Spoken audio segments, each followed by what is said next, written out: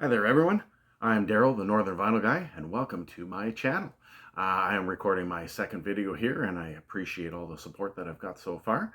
Um, this is just a channel in which I delve into various types of music for my own personal collection right here behind me, and things that I enjoy. I've got some other memorabilia that I might go over as time goes on.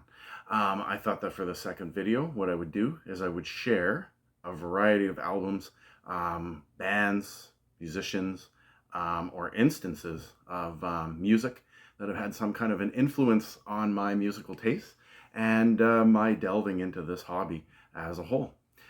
Before I start, I would like to encourage you to click on the like button. And if if you're a new subscriber to the channel, I would really appreciate it if you click the subscribe button as well, as your support in continuing this channel will be greatly appreciated. So what I'd like to do is I would like to, like I said, delve into my collection, some of the records, some of the albums, some of my experiences that I've had over the years. A lot of these are going to be obviously personal to me, probably referencing different family members and stuff, and situations from my past, my teenage years, and of course all the way up to the present, of things that have got me into this hobby, and allowed me to continue in this hobby.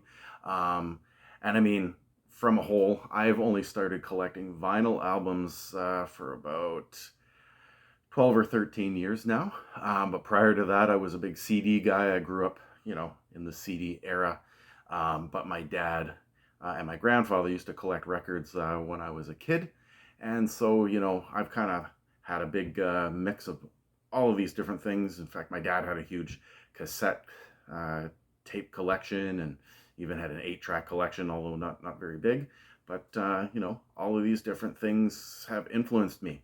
So where I'm going to go with this is I'm going to kind of start with the earliest bands, earliest years, or earliest records. A lot of these might be greatest hits, but the bands themselves performed, in various decades. And just to give some personal context is where I'm going to go with this. All right, so I hope that you enjoy, and here we go. Here we get started. So first and foremost, my grandfather on my dad's side had a great influence on my musical taste, I would say. A lot of the music he used to listen to, whether it was in the car, I remember growing up as a kid, visiting him in Winnipeg, and he used to listen to music all the time. A lot of these songs I didn't necessarily sing with him, but what I'd like to do is I'd like to start with the Platters. I would think that this kind of doo-wop band, I love doo-wop music. I love the Platters. Kind of reminds me of that music from Back to the Future when they go into the 1950s. But this is a greatest hits compilation.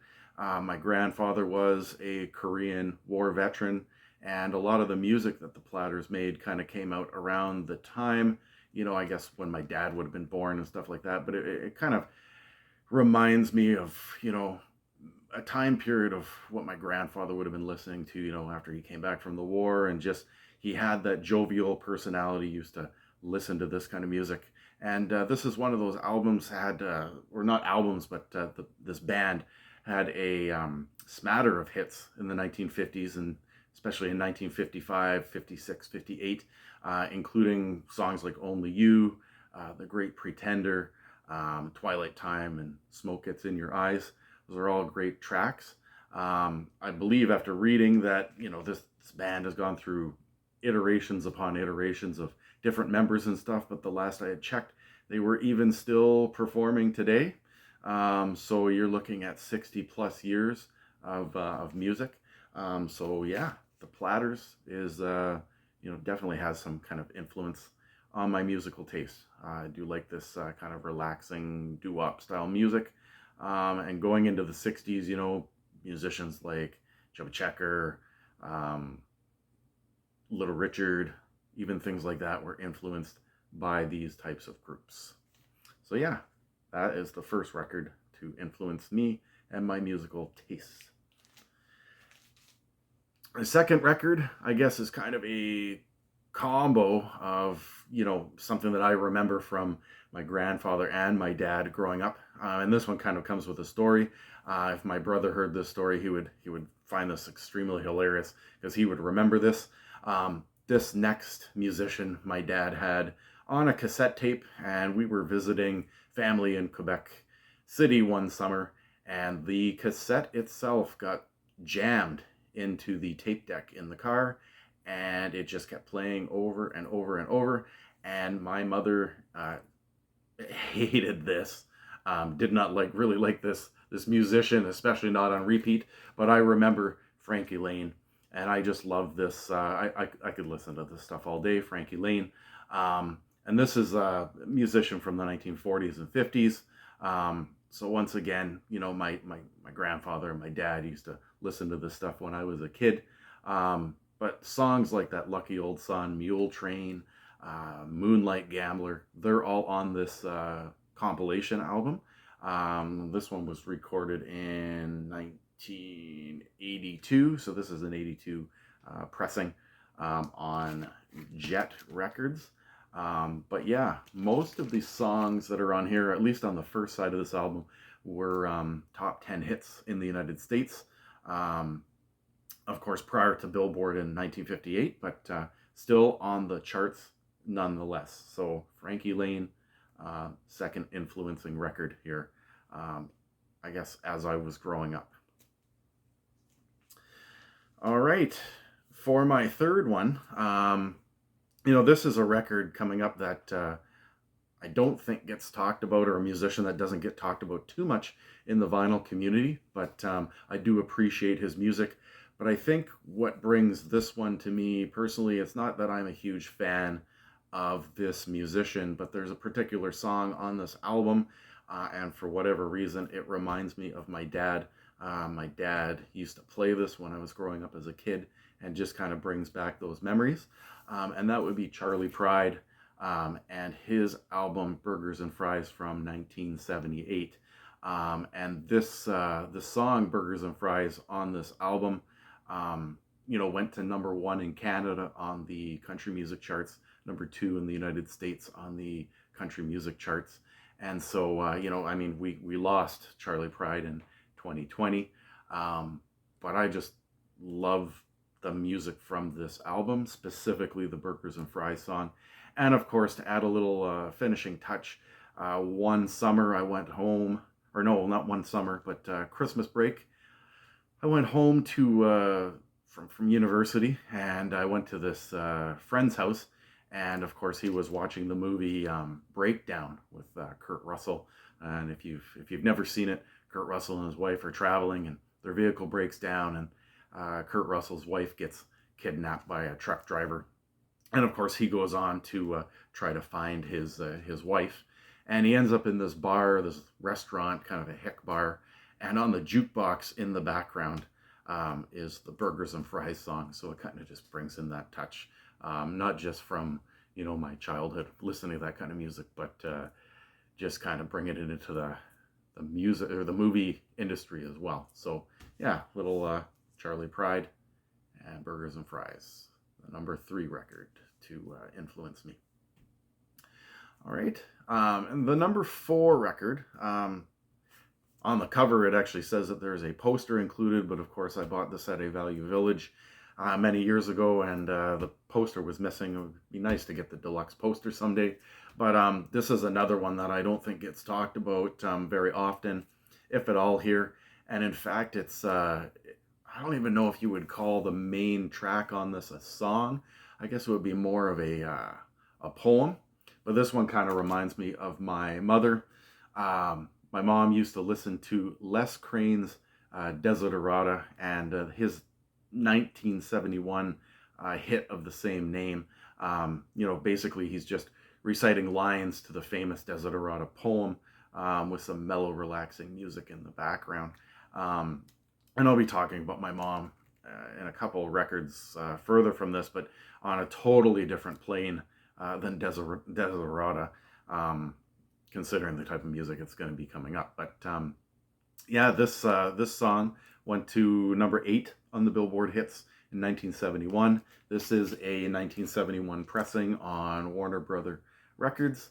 And it was even claimed, that particular song, after he won a Grammy for this record, as a new age anthem. So, very, not very talked about, but still nonetheless very calming, soothing type of music. And in fact, I don't listen to too much new age music later on, but my mom was a kind of a new age music fan, especially in the 90s, just that mellow, relaxing music. And so lately, I'm a high school teacher, and lately coming into exams just to kind of relax and have the kids even study and prep, I've been listening to not necessarily Les Crane, but some new age music. And I find it kind of goes a long way with getting them to focus, getting them to concentrate. So kind of a cool album. I recommend checking it out. All right. Next, I'm going to be delving into the 1980s. And if you watched my first video, which I'm going to leave a link down below, I did participate in the 2024 vinyl tag. And so, if you want to check that out, you will know that my favorite decade is the 1980s, although I do like the 1960s, 70s, and 90s. But my main jive is the 1980s. And probably my personal favorite musician from the 1980s.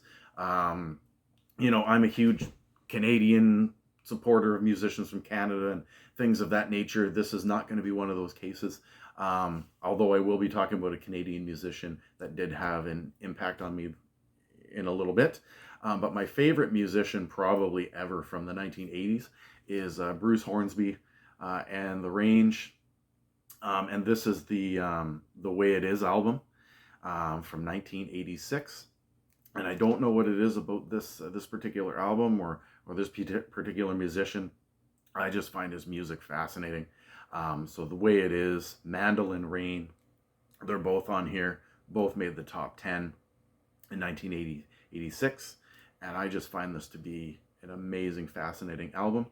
One memory that I do have from this album, or maybe not necessarily from this album, but from the music that's on this album, is we used to go blueberry picking all the time when I was young. And when this album would have come out, I'd have been about 7 or 8 years old. And the song The Way It Is used to come on the radio, and we were going blueberry picking one time, and for whatever reason, that particular song just sticks out in my head from that particular memory. Used to go blueberry picking all the time.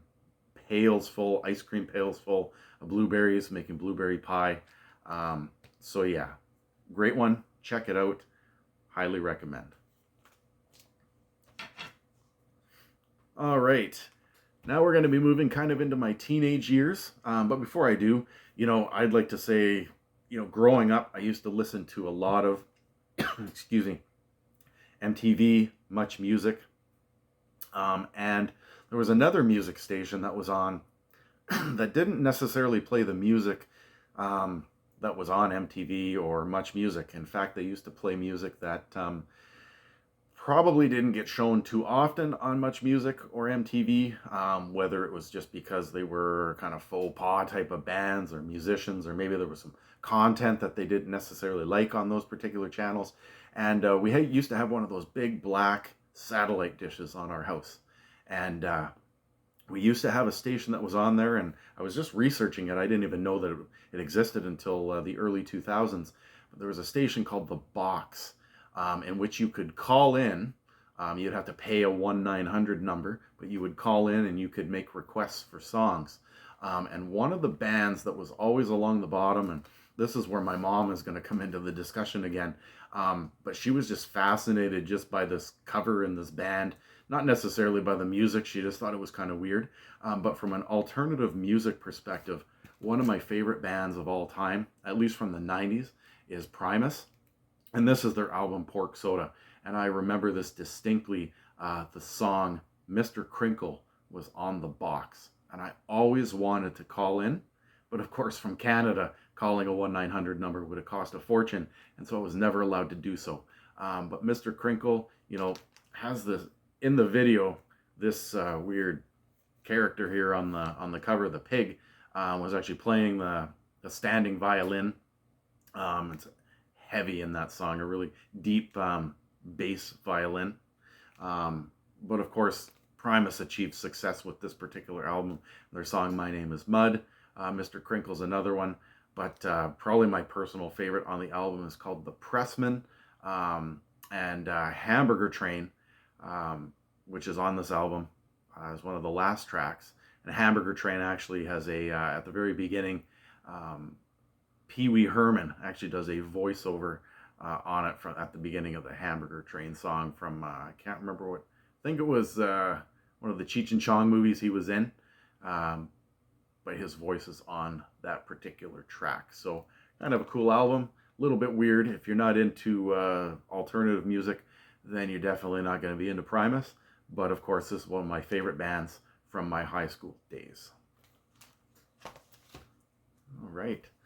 And speaking of bands from my high school days, in my last video, I had mentioned that the very first, CD or tape or album that I ever bought was Vanilla Ice's "To the Extreme." That was on my grade 8 trip in the early 90s. But that was I had bought that one on cassette, but I didn't buy that with my own hard-earned money or anything like that. That was something that my parents had given me money to go on the Toronto trip, and I purchased it as just kind of a gift that I got myself while I was down. But one of the first albums that I actually bought myself with my own money from an alternative perspective was the 1993 Tool's "Undertow." And this is the one that has the title track "Undertow."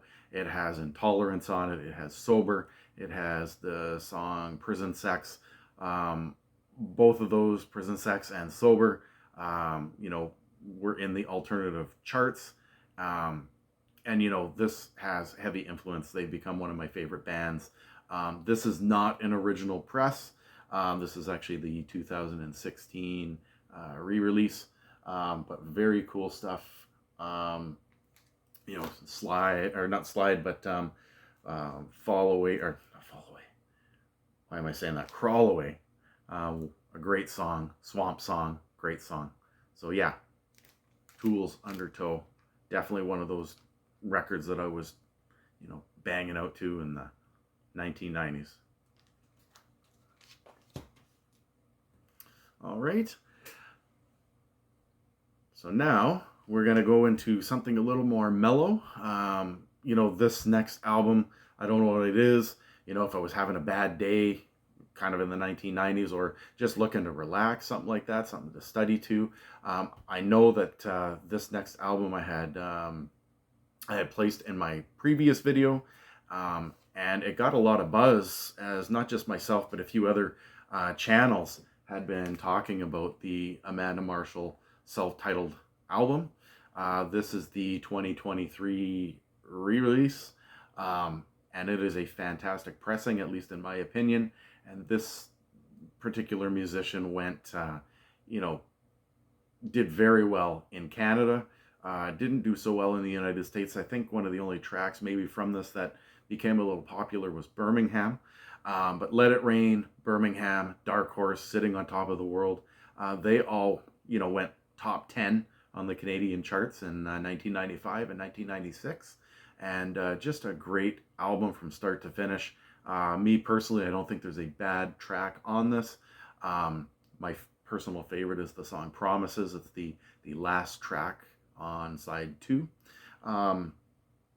Just wonderful. I had heard that she is releasing more music, so it's good that she's kind of back into the scene, and I'm going to definitely have to check it out. So yeah, this is just before I went off to university, and from there, I wasn't really buying too many CDs or albums, as I couldn't afford them.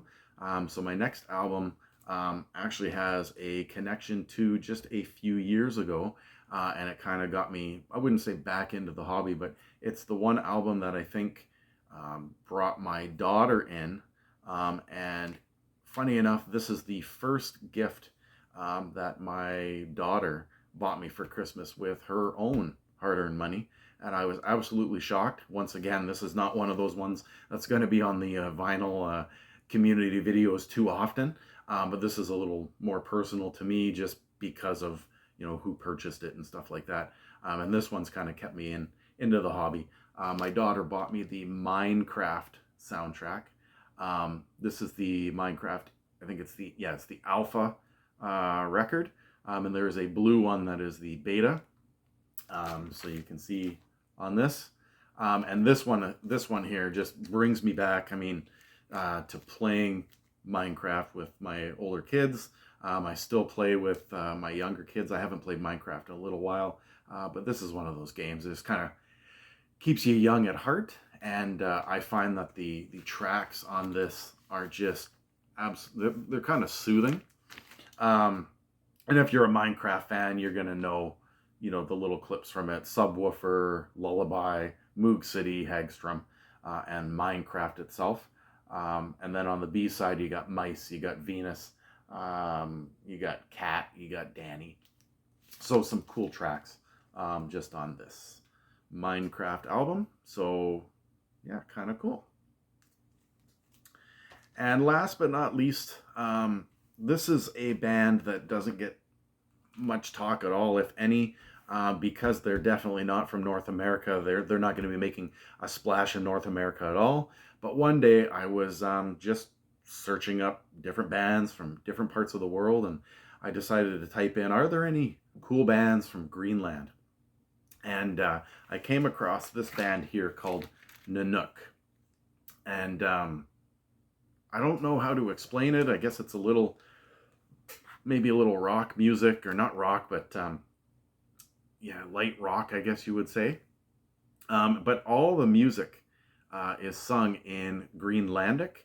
I had purchased it. I had just gone on a website. I had just checked, you know, after I had seen that there were bands from Greenland, and I went on Google, and I had searched, you know, record stores in Greenland. And, you know, I mean, I've supported stores in Canada and the United States. I've purchased some albums from different parts of the other parts of the world, Germany and a few other countries, the UK. But I'd never come across a store in Greenland. And they do have a record store called Atlantic Records. And I have purchased multiple records of bands from the scene over in Greenland. For some people, this might be an acquired taste, but for me, I personally love this kind of music. Very light rock, very mellow. But other bands, if you're interested in checking out other than Nanook, they do have bands called Inuk. They have a band called Secure Escape, which is some, you know, quite different music, and a musician by the name of Simon Ling, Lynge. And you know, I have all their records. This one's pressed from their own country, kind of cool. You can kind of see the center of the record there, but very neat stuff. So, you know, I encourage you to check it out, and you know, you might enjoy the music at hand here. Pretty cool stuff. And so that's the final album from records that have influenced me, whether it's in the past, whether it's the present. Records that kind of keeping me going, checking out different scenes from around the world. So I hope that you enjoyed. If you did enjoy, please feel free to give me a like here on my YouTube video. And if you are new to the channel and you'd like to subscribe, please click the subscribe button. That would be greatly appreciated. So, you know, coming up in the future, I am hoping to do some more videos related to just Canadian music. Maybe if you are interested, let me know in the comments below if there's any other topics you would like me to cover. If there's any, you know, if you'd like me to do more records that influenced me, you know, let me know in the comments. What are some things that you'd like to see on my channel? All right, so I hope that you enjoyed this. Have a great day, and we'll see you on the next one.